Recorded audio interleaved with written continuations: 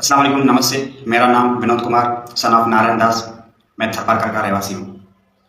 मैं third year MBBS LUMS university का student भी हूँ। मैं अपनी पढ़ाई के साथ साथ एक छोटा सा प्लेटफॉर्म चला रहा हूँ जिसका नाम है मेडिको इंजीनियर।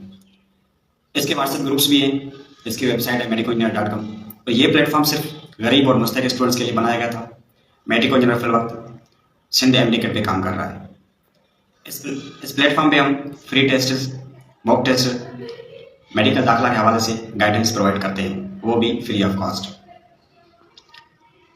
कुछ दिन पहले मुझे एफआई की तरफ से एक लेटर मौसूल होता है जिसमें बताया गया था कि एमडी के पेपर लीकेज के हवाले से आपको साइबर क्राइम ऑफिस कराची आना है। तो मैं तो ऐसी किसी भी एक्टिविटी में शामिल नहीं था, ना मैंने पेपर लिया था, मैंने ना लीक करवाया था, ना मैंने बेचा था। मैं तो इस चीज़ से ना वाकिफ था, मुझे ये भी नहीं पता था मुझ पे इल्ज़ाम कौन सा है। तो मैं बेझिझक एफआई ऑफिस गया, वहाँ पे मेरा मोबाइल सीज किया गया। मैंने अपना मोबाइल दिया, उसमें मेरी जो प्राइमरी सिम जो मेरे वक्त यूज़ में है वो मैंने जमा करवाई। उसके बाद 2 दिन के बाद मुझे दोबारा बुलाया गया एफआई ऑफिस में, मुझसे क्वेश्चनिंग हुई। तब मुझे पता चला कि एफआई का इल्ज़ाम है कि मैंने एमडीकेट का जो पेपर वो लीक ग्रुप्स में शेयर किया था।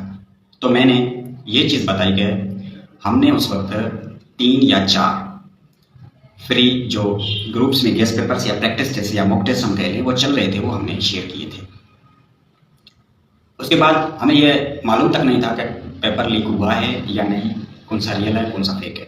हमने as a practice test, as a mock test हमने शेयर कर दी थी, क्योंकि हमारे प्लेटफॉर्म पे ऐसी चीज़ें शेयर की जाती है, क्योंकि हमारा प्लेटफॉर्म सिंध एमडीकेट पे काम कर रहा है।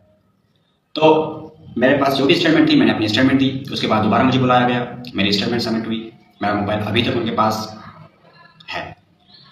उसके बाद सिंध हाई कोर्ट में एमडीकेट पेपर लीकेज पे केस चल रहा था, जिसकी हेयरिंग 26 अक्टूबर को थी।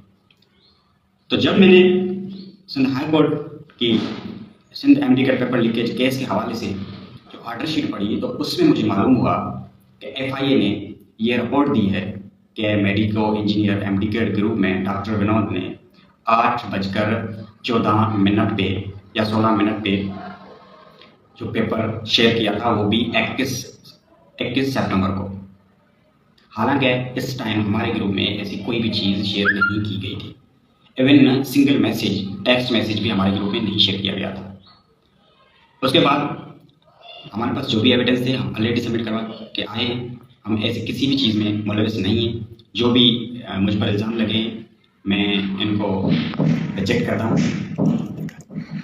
उसके बाद एक चीज़ ये भी नोट करने जैसी है कि मेरा सगा कज़न जो सिंध एमडीकेट में अपीयर हुआ था, उसका स्कोर भी 149 है।